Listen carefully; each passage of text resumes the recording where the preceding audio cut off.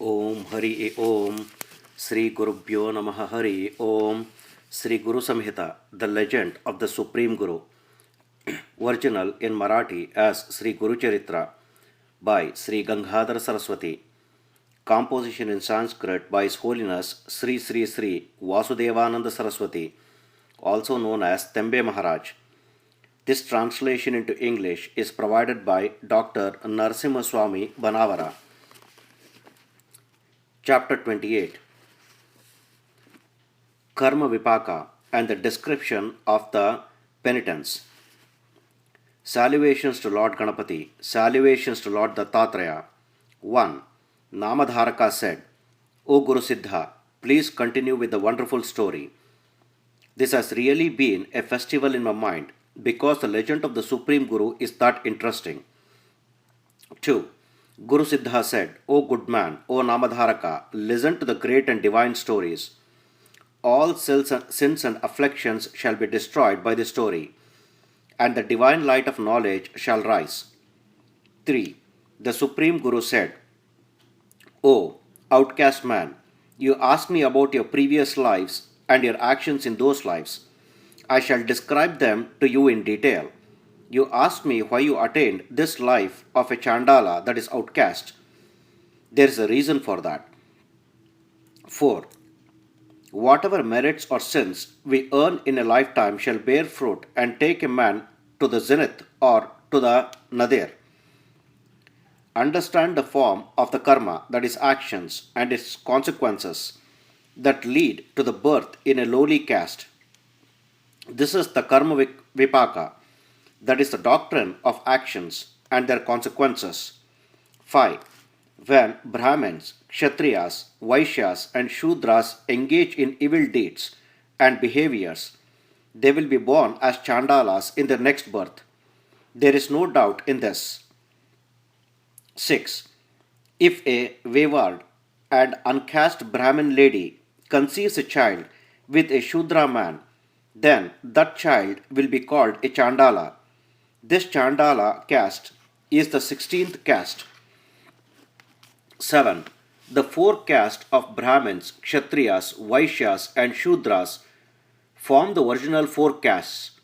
When people belonging to these 4 castes commit sin and other evil deeds, they will attain these lowly castes in the future. 8.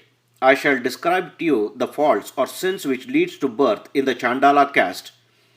When Brahmins abandon their rites and rituals, they will be born in the Chandala caste.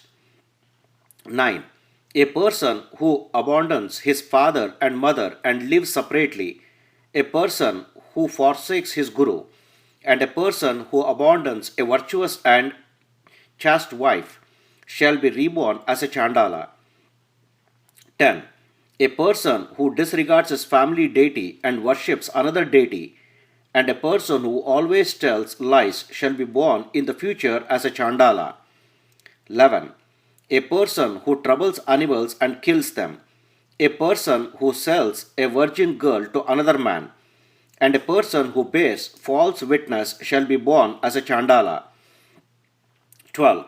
A Brahmin who eats at the hands of a Shudra man, a Brahmin who sells horses, and a person who always stays in the company of Shudras shall be reborn as a Chandala. 13. A person who has sexual relations with a Shudra woman on a daily basis, a person who has sexual relation with a maid, a person who angrily bangs and breaks the vessels during the worship of the gods or during the worship of the ancestors shall be reborn as a Chandala. 14. A Brahmin person who sets fire to a forest, and a person who intentionally separates a calf from the cow shall definitely be reborn as a Chandala. 15. A Brahmin person who separates children from their parents using his powers and authority, and a person who lives alone after abandoning his wife and children shall definitely be reborn as a Chandala. There is no doubt in this. 16.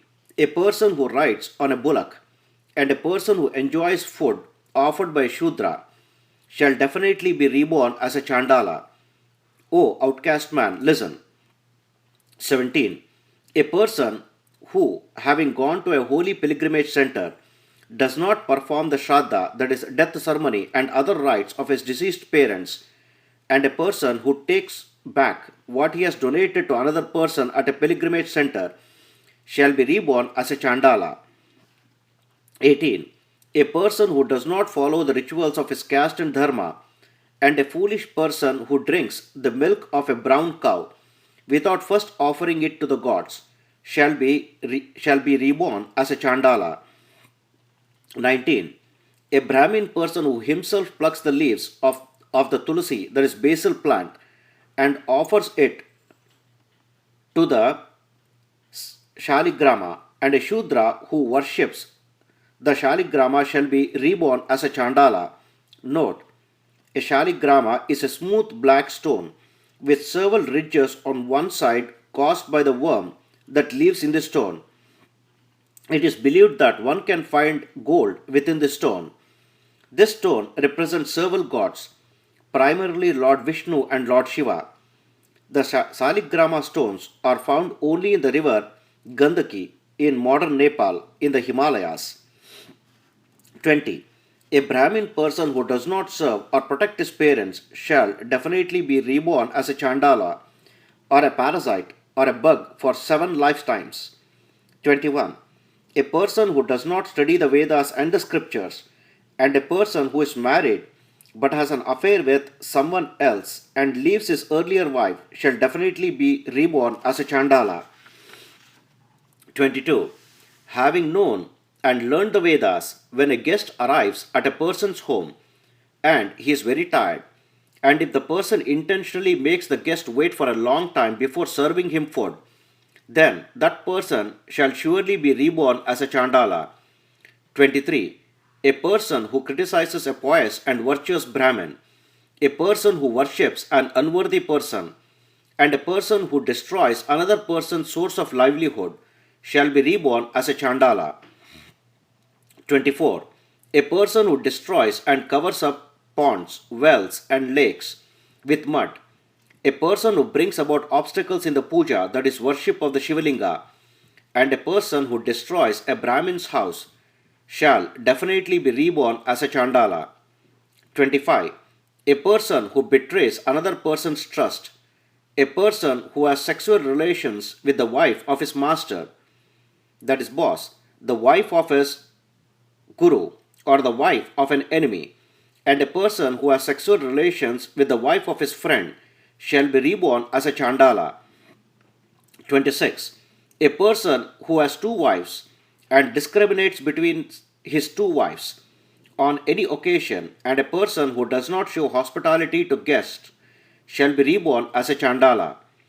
27. A person who eats at the Sandhya time, and a person who does not keep up his word given to another person but works towards his own selfish means shall be reborn as a Chandala. Note: Sandhya refers to dawn, noon, and dusk times. 28.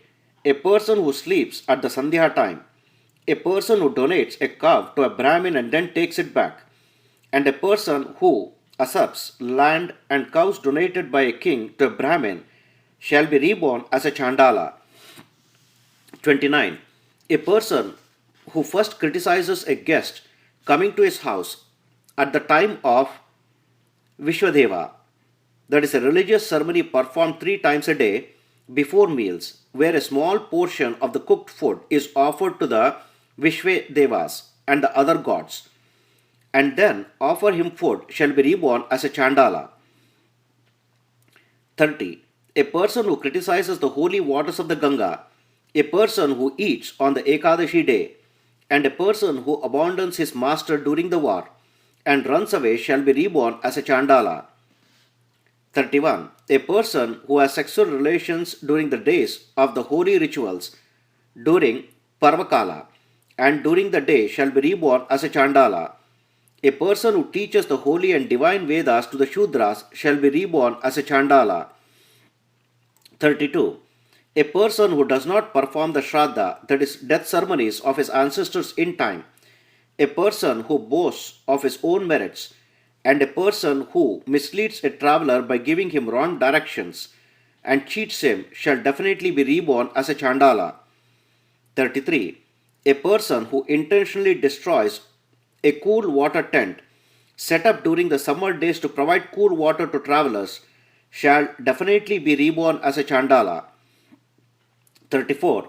A physician who has no knowledge of medicine but still treats his patients, and a doctor who gives medicines to his patients fully knowing that they will not cure the disease, shall be reborn as a Chandala. 35. A person who abandons the path shown by the Vedas and engages himself in evil deeds such as illegal sex, murder, and black magic shall definitely be reborn as a Chandala. 36. A person who considers the Supreme Guru to be just a common man, and a person who criticizes Lord Vishnu and Lord Shiva and worships other gods shall definitely be reborn as a Chandala. 37. If Brahmins, Kshatriyas, Vaishyas, and Shudras abandon the rites, rituals, and procedures of their own class and follow the rites, rituals, and procedures of other classes, then they shall definitely be reborn as Chandala. 38. The mantras adopted by the Shudra class are equivalent to water or milk kept in a bag made of dog's skin. If Brahmins adopt these mantras, then they will definitely be reborn as Chandalas. 39. A foolish person who does not offer the pinda, that is balls of rice, to his ancestors on the days of the Shraddha, that is death ceremony, a person who is interested to have sexual relations with a widow, and a person who chides his guests and then offers them food shall definitely be reborn as a Chandala. 40. An evil person who hates his mother, his father, and or his guru shall definitely be reborn as a Chandala. 41. A person who becomes happy hearing criticisms of the guru, a person who hates Brahmins, and a Brahmin who unnecessarily debates too much over the Vedas shall definitely be reborn as a Brahmarakshasa. 42.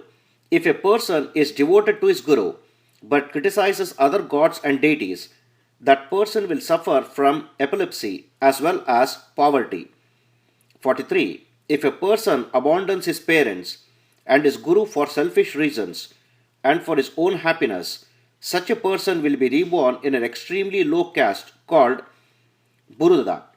He will suffer from deadly diseases as well. 44.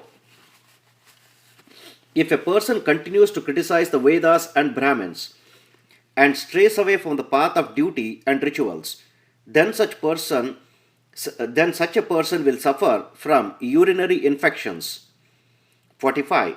A person who speaks harsh words and causes pain to other people, and a person who scolds other people using foul language shall become a cardiac patient in his next life and shall suffer much. 46. If a lady physician does an abortion for another lady, such a lady shall be born barren in her next life. This is certain. If at all she bears children by any means, those children will die. Abortion should never be committed. 47. A person who does not listen to the Dharma Shastras or Puranas when they are being preached shall become deaf.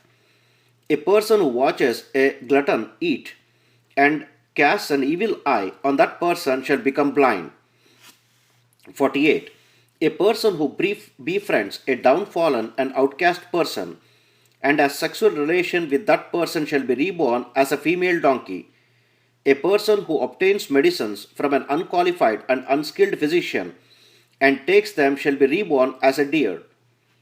49. A person who commits Brahmahatya, that is, the killing of a pious Brahmin, shall be reborn as a person suffering from tuberculosis. A foolish Brahmin who drinks liquor shall be reborn as a person with decaying and yellow teeth filled with cavities.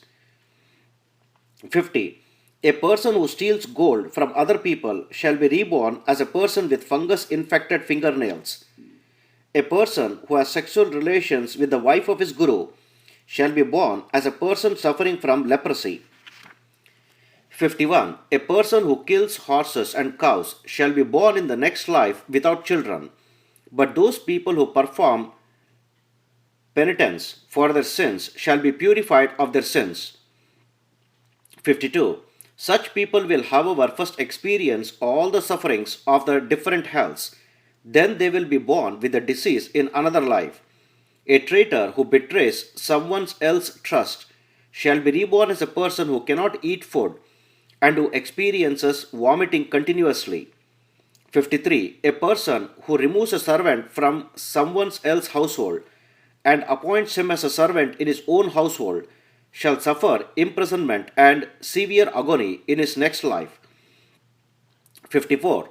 A person who kidnaps a woman shall suffer extreme hardships in the severest of hells.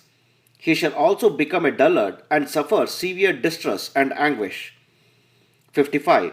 An evil person who kills a serpent shall be born in the womb of a serpent. Thus, there are several kinds of sins. Now I shall talk about theft. 56. A person who steals gold shall suffer from urinary infection and urinary tract stones. A person who steals books shall be reborn as a blind person for life. 57. A lowlife who steals clothes shall suffer from white leprosy. A person who steals money from societies and organizations shall suffer from scrofula, that is, inflammation of the lymph nodes in the neck. 58. The Brahmanda Purana states that a lowlife who steals the money of a person suffering from asthma shall suffer imprisonment in his next life. 59. A person who steals other people's money, a person who steals the items other people have pawned with him, and a person who hates other people shall be born without any offspring. 60. A person who steals another person's food shall suffer from disease of the spleen. A person who steals grains shall be reborn as a person with blood oozing all over his body. 61. A person who steals oil shall be reborn as a person with foul-smelling body. A person who steals a Brahmin's property or wives shall be reborn as a Brahmarakshasa. 62. A lowlife who steals gems, pearls, rubies, and other such precious items shall be reborn in an outcast person's womb. 63. A person who steals leaves, vegetables, and fruits shall suffer from scabs and itching. He shall also be reborn as a leech that sucks blood and or a parasite, like a mite or tick, that sucks the blood from the skin of a cow. 64. A person who steals brass, cotton, iron, and other such items shall experience all the hardships in hell, and then suffer with the white leprosy disease. Therefore, one should think before one commits any of these crimes. 65. A person who steals money and other items that have been offered to the gods, and a person who possesses hindrances to the worship, rites, and rituals meant for the gods shall be reborn as a person who eats food that should not be eaten. He shall also suffer from jaundice and leukoderma. 66. A person who steals items that other people have pawned with him shall be subject to constant and severe distress. Now, I shall talk about issues relating to different lifetimes. Listen. A person who steals money from other people shall be reborn as a camel. 67. A person who steals fruits shall be reborn as a wild animal. A person who steals water shall be reborn as a chataka bird. The Cuculus melodicus, which is said to subsist only on raindrops. A person who steals household items and appliances shall be reborn as a crow. 68. A person who steals honey shall be reborn as a bee. There is no doubt in this. A person who steals milk shall be reborn as a leper.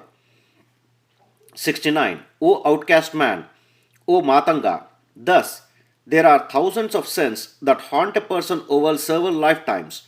Now I shall tell you about the consequences of sexual transgressions as explained in the Shanti Parva, that is sections of the Mahabharata. 70. A person embracing someone else's wife shall definitely be born as a dog for 100 lifetimes. Then he shall be born as a snake and shall suffer extreme difficulties. 71. A foolish person seeing the private parts of another woman shall be reborn blind. A person who has sexual relations with the wife of a relative shall be reborn first as a donkey. 72. After that lifetime is complete, this person shall be born as a snake. After that lifetime is complete, he shall suffer the distress of hell as a result of his sexual transgressions. 73. A person who has sexual relations with the wife of his friend shall be reborn as a dog. A person who sleeps with the wife of his maternal uncle shall be reborn as a dog as well. 74. A person who looks at the face of another woman with lust in his eyes shall suffer from disease of the eye. There is no doubt in this. 75. If a Shudra man has sexual relations with a Brahmin woman, both shall become deadly sinners. Additionally, both shall be born as parasites and bugs. 76. Any woman who sleeps with a Shudra man is always most unfortunate. A sexually transgressing woman shall be reborn as a female dog as a result of her great sins. 77. The Supreme Guru has thus described to Matanga the different consequences of different sexual transgressions as explained in the scriptures. Hearing these words, the ascetic Trivikrama Bharati asked the Supreme Guru the following. 78. He asked, O Lord, I have heard from you the consequences of several karmas, that is actions.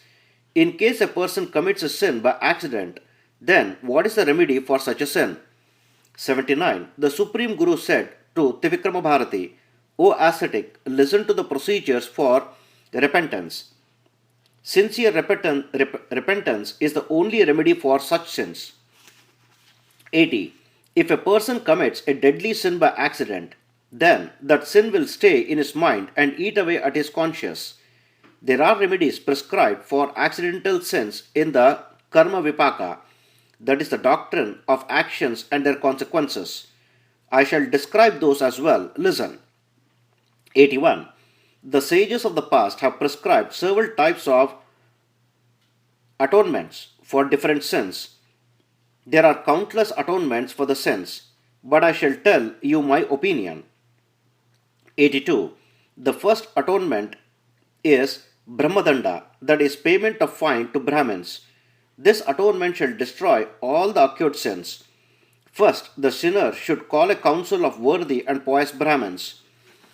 He should admit his sins before the council, and with their anonymous decision, should donate one cow or one bullock or its equivalent amount of money. This is the Brahmadanda. 83.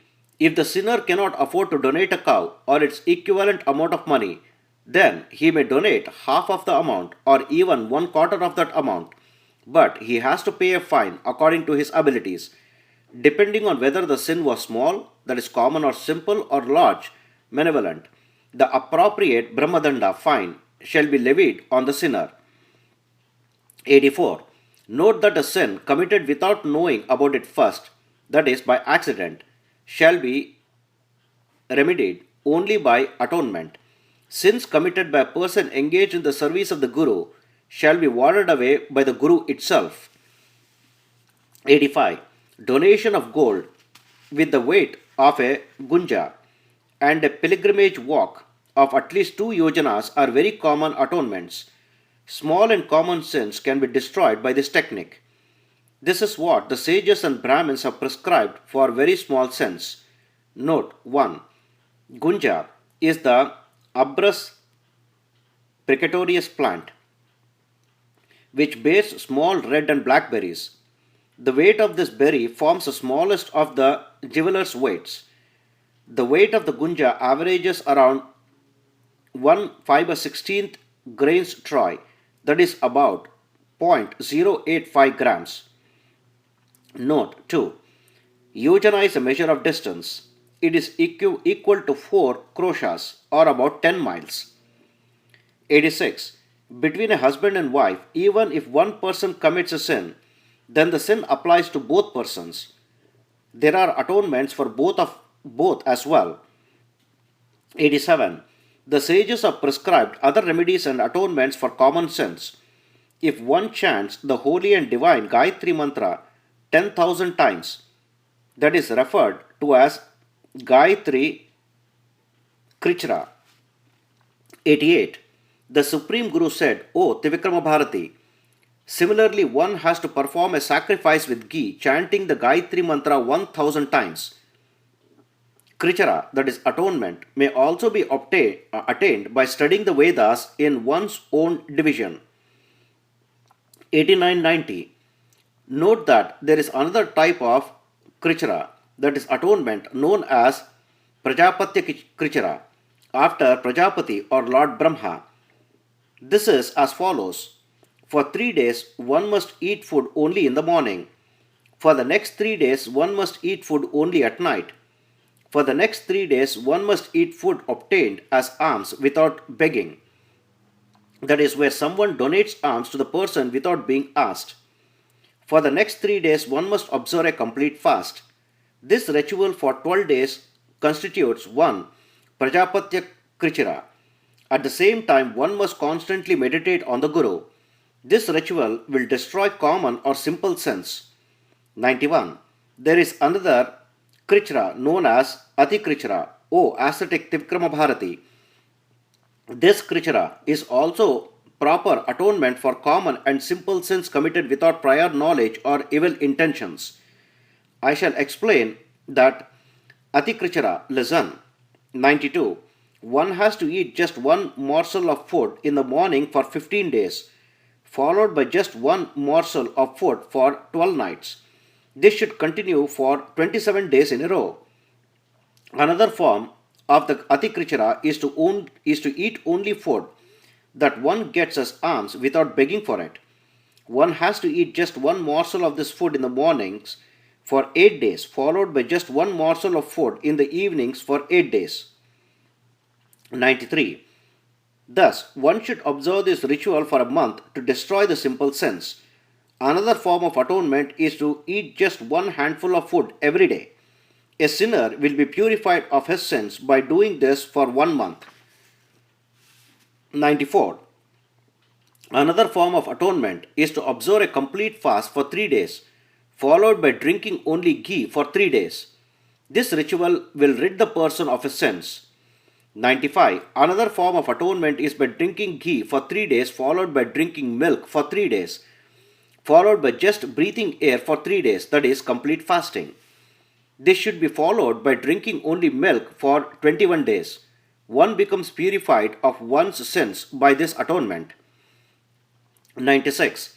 If a person is weak and cannot undergo a ritual fast, then he can eat either sesame seeds or parched grains, that is paddy or corn, in limited quantities, and still maintain his ritual fast. 97. A person who is strong and fit may also undertake the Parnakichara. He should gather fresh leaves and eat them. Then he should drink only water. This should continue for 1 week. Thus the person will be purified of his sins. 98. Otherwise the person may also choose to eat ashwatha leaves, bilva, that is wood apple leaves, lotus leaves, tender grass, or dharba, that is kusha grass, followed by a drink of water for 1 week. This ritual is also referred to as pranakichara and purifies the persons of his sins. 99 and 100. There is another form of atonement referred to as Chandrayana Vrata. It goes as follows. The person starts on the first day of the lunar month with a morsel of food the size of a hen's egg. He goes on increasing the number of morsels by 1 every day until the full moon day, when he eats 15th morsels. For the next 15 days he starts decreasing the number of morsels until he comes to the new moon day, when he observes a complete fast. This is the Chandrayana Vrata. 101. A sinner should call a council of learned people, completely admit his sins before them without hiding any detail, repent for his sins, and undergo suitable atonement, as per the verdict dealt by the council. This will vanquish that person's sins. 102. Now I shall describe several holy pilgrimages that rid a person of his sins. If one bathes in the holy river Ganga at Varanasi, that is Kashi, then one is purified of all his sins. 103. According to the words of the great sage Maharshi Agastya, if a person chants 1000 Gayatri mantras at any other pilgrimage site, then he is purified of all sins. 104. A person is rid of the sins of abortion, that is, killing of the unborn fetus, and ingratitude by bathing in the sea waters at Rameshwaram. 105. O Trivikrama Bharati, if one chants the holy Gayatri mantra 1 crore times there at Rameshwaram, then one is cleansed of even the deadliest of sins, such as Brahmahatya, that is, killing of a pious Brahmin. Note, a crore is equal to 100 lakhs or 10 million. 106. By chanting 1 lakh Gayatri mantra, a person is purified from the sins of drinking liquor. By chanting the Gayatri mantra 7 lakh times, he is purified from the sins of stealing gold from other people. Note, a lakh is equal to 100,000. 107. By chanting the Gayatri mantra 8 lakh times, a person is purified from the sins of having sexual relations with the wife of his guru. O Trivikrama Bharati, I shall now explain the benefits of Veda Prayana, that is, study of the Vedas, in the purification of one's sins. 108. Chanting the Paumana mantra cleanses a person of even the deadly Brahmahatya sin. By chanting the Indram Mitram mantra for 1 month, one becomes purified from this deadly sin. 109. By chanting the Shanti Sukta, one is cleansed of the sins of drinking liquor. Chanting the Saunashepa mantras cleanses a person of the sins of stealing gold. 110. If a person eats the havis, that is, oblations or materials used in a sacrifice, for 1 whole month while continuously chanting the Shanti Sukta, then one is purified of the sins of having sexual relations with his guru's wife. There is no doubt in this. 111. If a person recites the Purusha Sukta continuously for 5 or 6 months while subsisting on limited food, then he is purified of the Panchamahapapa, that is, 5 deadly sins. 112. Similarly, O great ascetic Trivikrama Bharati, by chanting the divine Trishuparna mantra with devotion, one is purified of all sins. 113. By chanting the mantras of the Narayana Upanishad, a person can be definitely cleansed of the deadly Panchamahapapa, that is, 5 deadly sins. 114. By chanting the divine Gayatri mantra that is composed of 3 parts, one will be freed from all sins. One can also be cleansed of all sins committed in 7 lifetimes by chanting the divine Agamarshana mantra. 115. O Trivikrama Bharati, all the sins occurred for 7 lifetimes shall be reduced to ashes by reciting the Vishnu Sukta with profound devotion and respect. 116. There is another way for purifying oneself from sins committed in ignorance. If a person truly feels sorry for his crimes and sincerely repents for it, and then drinks the holy Panchagavya, then he will be purified of those sins. 117. Cow's urine, dung, milk, curd and ghee, the 5 ingredients of the Panchagavya, should be mixed with grass juice according to procedure. The person should drink this Panchagavya after having completely fasted on the previous day. 118. The urine should be obtained from a blue complexioned cow, while the dung should be collected from a black colored cow. The milk should be obtained from a red, that is, copper colored cow, and the curds from the milk of a white cow. 119. The ghee should be produced from the milk of a brown cow. Thus, the Panchagavya should be prepared with the 5 ingredients. The 5 ingredients should be mixed in right proportions along with the chanting of the appropriate mantras. 120-121. The portions are as follows. 1. Prastha of cow's urine, half a finger of dung, 7 prastas of milk, 3 prastas of curds, 1 prasta of ghee, and 1 prasta of grass juice. These ingredients should be mixed together, each ingredient with the chanting of its appropriate mantra. Note, a prasta is a unit of fluid volume. 1 prasta is equal to 1.15 liters. 122, 123. One must mix these ingredients in a bowl with the appropriate mantras. There are 6 mantras, 5 for each of the 5 ingredients, and the 6th for the grass juice. The mantras in order are Airavati, Idam Vishnu, Manastoke, Prajapate, and the Gayatri mantra with the divine Om syllable. The 6th mantra is Vyahruti. 124. The person must mix these ingredients together. He must then feel sincerely remorse for his sins. Then he must chant the mantra Yatva Gatasti Gatam Papam and then drink the Panchagavya. Thus he will be purified of all his sins. 125. If the person does not get all the cows as described above for the different ingredients, then he may seek the ingredients from a brown cow. The brown cow is the greatest and the most important among all the cows. Just the mere darshan of a brown cow vanquishes several sins. Therefore, it is great. 126. The Panchamahapapa, the 5 deadly sins, form the deadliest and the fiercest of all sins. There are 4 who commit these deadly crimes, and the 5th person who associates with them and or abets them in these crimes. 127. The crimes are as follows: Brahmahatya, that is killing of a pious Brahmin, drinking of intoxicating liquors, having sexual relations with the wife of one's guru, stealing gold, and associating oneself with any of these 4 sinners and or abetting them in these crimes. 128. The remedies for these 5 deadly sins are much more difficult than the remedies for any of the other common or simple crimes or other minor offenses. 129. All these sins have to be destroyed only by penitence. A person who becomes the object of the Guru's mercy shall be freed from all the deadly sins and be purified instantly. 130. A Brahmin who is proficient in the Vedas, Shastras and other scriptures and who engages himself in the observance of the rites and rituals of his dharma is a pure and sanctified man. A sinner who becomes the object of such a Brahmin's mercy shall also be purified soon. 131. Thus the Supreme Guru explained all the details of the different atonements and penitence in the form of in front of the ascetic Trivikrama Bharati.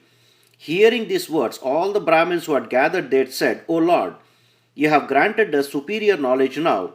Saying this, they praised the Supreme Guru.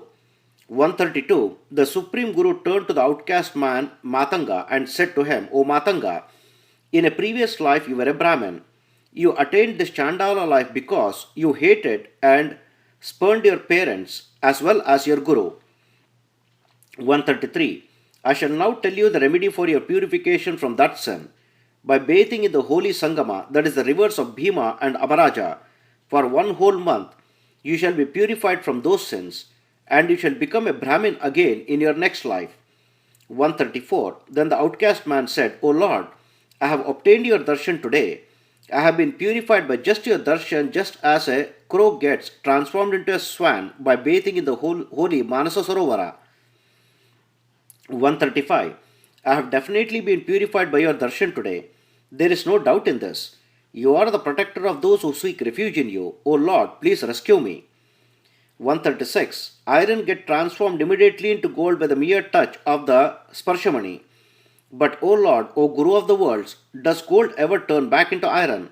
How is that possible? 137. O Lord, I have been transformed into a knowledgeable and learned scholar with just your merciful sight upon me. O Lord, I cannot transform back into an outcast. Please shower me with your divine mantras and let me join the class of Brahmins. 138. Hearing the man's words, the Supreme Guru smiled and said to him, O good man, This body of yours has been born into an outcast family. Whoever will consider you a Brahmin. 139. You have been born as a result of the union of a Shudra sperm and a Shudra egg. How can this body become a Brahmin body? Your words are not appropriate. 140. I shall cite you an example, listen carefully. Previously there was a Kshatriya king by the name of Vishwamitra. He was the son of Gadi. He was an expert in all the weapons as well as all the scriptures. He was very pure at heart as well. So he tried to get himself considered as a Brahmin by one and all. 141. For that purpose he spent hundreds of years performing severe and difficult penance. His primary objective for all this penance was that others recognize his divine powers and refer to him as Brahmarshi, that is, divine sage. 142. To achieve that purpose, the great king prayed to Lord Indra and the other gods in several ways. He said to them, O gods, you are all competent to grant me the status of Brahmarshi. Please have mercy on me and grant it to me.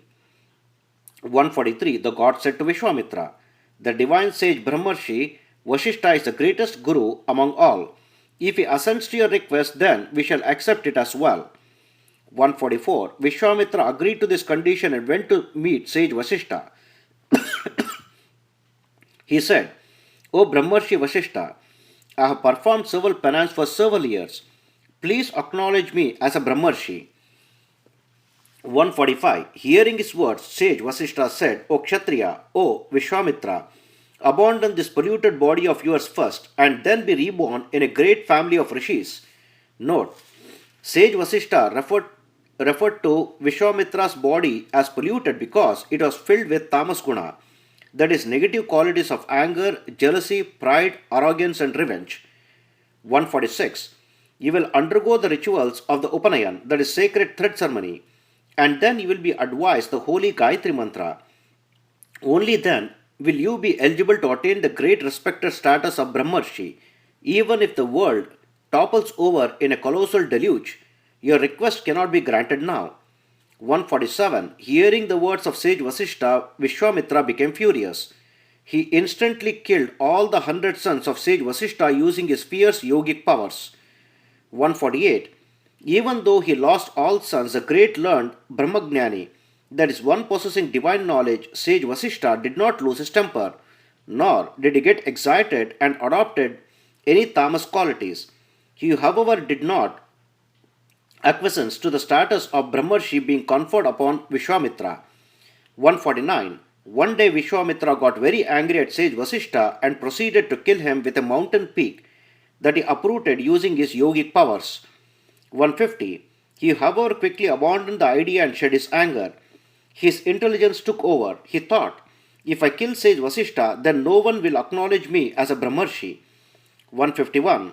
All the gods and rishis devotedly follow the words of sage Vasishtha. When this is the case, if I kill sage Vasishtha, then no one will accept that I am a Brahmarshi. 152. Not only that, but sage Vasishtha is a great ascetic. If I kill him, then I shall incur a deadly sin. Thinking thus, he threw away both the mountain peaks and his worries the size of a mountain peak. 153. Vishwamitra sincerely repented for his sins and sought refuge in sage Vasishtha. Then the sage Vasishtha addressed him as Rajarshi, that is the king of kings, literally king sage. 154. Then Vishwamitra happily addressed sage Vasishtha, O great sage, your words are true. Please grant me the status of Brahmarshi. Also, please accept my invitation for lunch today at my home. 155. Hearing his words, sage Vasishtha was extremely pleased. He said, O sage, perform severe penance and burn this body of yours using the fierce rays of the sun. Then you will acquire a newly divine body. O ascetic, come back and show me the new body of yours. Then I shall have lunch at your home. 156. Agreeing to sage Vasishtha's command, Vishwamitra began to perform severe penance. His Kshatriya material body was reduced to ashes as a result of his fierce penance, as well as the sun's extreme rays. Note, Vishwamitra's material body was reduced to ashes. His spiritual body, that is the life force or soul, was still intact. 157. Vishwamitra, who had acquired immense yogic powers with his penance, acquired a new divine body. Then he became respected and worshipped by all the gods. 158. Then everyone, including sage Vasishta, acknowledged Vishwamitra's knowledge and worshipped him as Brahmarshi. Thus, Vishwamitra, with his great effort and fortitude, became famous across all the three worlds, that is, earth, heaven, and the nether regions. 159. The Supreme Guru said to the outcast man Matanga, O good man, why do you think you can become a Brahmin with this body of yours and without expending any efforts? First of all, you have to abandon this body of yours. Since you have sincerely repented for your previous sins, you shall be born as a Brahmin in your next life. You can go home now. 160. Thus the Supreme Guru advised the outcast man Matanga. He, however, did not listen to even one word of the Supreme Guru. Having obtained divine knowledge and happiness easily without any effort, he turned a deaf ear to the Supreme Guru. 161. If a poor man suddenly finds a treasure, will he ever like to abandon it? If a mortal being suddenly finds Amrita, that is, the elixir of life, will he like to throw it away? 162. If a very hungry cow suddenly finds green pasture by a stroke of luck, then it will never like to move away from that pasture. 163. Similarly, the outcast man, having suddenly found divine knowledge, did not wish to return home to his previous life as an outcast man. He considered himself as a shoot that has just broken out of the ground and was ready to grow into a tall tree. 164. Meanwhile, the man's wife and children came there looking for him. Seeing him in that condition with ashes made all over him, they asked, What is this? What happened? Has he gone crazy? 165. Seeing his wife coming forward to hold him, the outcast man suddenly said, Do not touch me. Saying this, he became angry and proceeded to stop his wife and hit her. 166. Shocked by her husband's behavior, the lady fell at the feet of the Supreme Guru and said, O Lord, this husband of mine is trying to leave me. Please advise him properly. 167. I am a woman. I have several children as well. Who is going to take care of them and protect them? Where will my husband go after leaving me? O Lord, please put some sense into him. 168. If you don't advise him properly and send him back home, then I shall give up my life here along with my children. Who else protect me, an orphan? Please advise me quickly. 169. Hearing the lady's words, the Supreme Guru smiled at her. He then called the outcast man to him and advised him the subtle philosophies of dharma, duty and righteousness. 170. The Supreme Guru said, O outcast man, accept my words as your guru and go home now. What benefits shall you achieve by causing undue distress to your wife and children? 171. Since you are stuck in this samsara, that is life for now, you have to satisfy your senses. Then you will cross the ocean of life according to dharma. 172. If you are not interested in samsara, then you will have to be in control of your senses and should not get married at all. You have married out of choice and wish. It is a great sin to abandon your family now. 173. You have accepted your wife and married her with all the gods, including the sun god, as witnesses. If you leave her now, you will acquire a deadly sin. You will never attain salvation if you do this.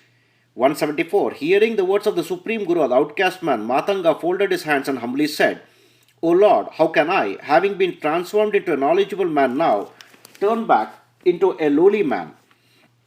175. Hearing the words spoken by Matanga, the Supreme Guru thought to himself, This man has the divine ashes all over his body. If they are washed away, all his knowledge shall be washed away as well. 176. Thinking thus, he summoned one of his disciples and said, Go and bring me a person who is greedy and a miser. 177. In that town there is a greedy Brahmin who made his living as a merchant. The disciple went to the village and brought that man to the Supreme Guru. 178. The Supreme Guru said to him, O Brahmin, pour copious amounts of water on this outcast man and give him a bath. He will regain his desire for his family. He will also forget all about the knowledge he has been imparted. 179. Hearing the Supreme Guru's words, a greedy Brahmin poured several pots of water on the outcast man Matanga and gave him a good bath. All the ashes that had been smeared on his body were washed away. 180.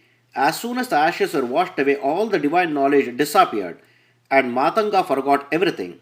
Seeing his wife and children, he was stunned for a moment, then he ran towards them. 181. Embracing his wife and children, he said, I was stunned for a second, and I did not know what was going on. Why have you all come here? What work do you have here? Tell me. 182. Saying this, the surprised Matanga left for his home with his wife and children. Hearing all the events that had occurred there, the outcast man was left dumbfolded. 183. Meanwhile, all the people of the city had gathered there out of curiosity. They said among themselves, Today we have indeed witnessed a miracle. 184. Seeing that miracle, even the ascetic Trivikrama Bharati was surprised. He came to the Supreme Guru and humbly said, O Lord, please listen to my words with attention. 185. Trivikrama Bharati said, O Lord, I have a major doubt now. I shall inform you of it. Please listen and clarify my doubt for me. 186. You have made the outcast man attain divine knowledge. As soon as his body was bathed with the water, all the knowledge disappeared within an instant. This is indeed surprising. 187. Please have mercy on me and tell me about this in detail. Saying this, he humbly saluted the feet of the Supreme Guru. 188. Hearing the words of the ascetic Trivikrama Bharati, the Supreme Guru said, Listen to my words. The outcast man attained divine knowledge because of the bhasma, that is ashes that were smeared all over his body. As soon as the bhasma was washed away, so did all the knowledge. 189. Thus, there is no limit to the amazing legend of the divine bhasma, that is ashes. That is why even the Supreme Lord Shiva has made this bhasma all over his body.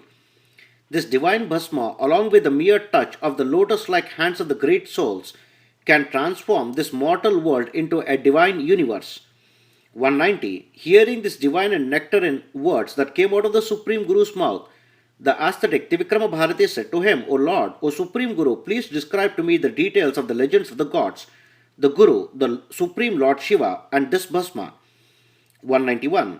The Supreme Guru then began to affectionately describe the great legend of the bhasma and the benefits of wearing bhasma to Trivikrama Bharati. He stated that the legend of the bhasma bestows upon a person all his desires and wishes. Guru Siddha said to his disciple Namadharaka, O Namadharaka, I shall now describe to you what the Supreme Guru described to Trivikrama Bharati. Listen with steadfast mind. 192. The next portion of the story is extremely holy and sanctifying. It was described by Guru Siddha to Namadharaka. Gangadhara Saraswati is describing the same story in his language Marathi. May the Supreme Spirit, who is responsible for all the material and the spiritual tasks on this earth, be pleased. Thus ends chapter 28 in the Karma Kanda, in the dialogue between Guru Siddha and Namadharaka in the text known as the Legend of Narasimha Saraswati, authored by Gangadhara Saraswati in the Marathi language as Sri Guru Charitra, and referred to as Sri Guru Samhita, composed in Sanskrit language by His Holiness Sri Vasudevananda Saraswati. Om Tat Sat. Mantrahina, Kriyahina, Bhaktihina, Kshamapate. Om Sri Krishnarpanamastu.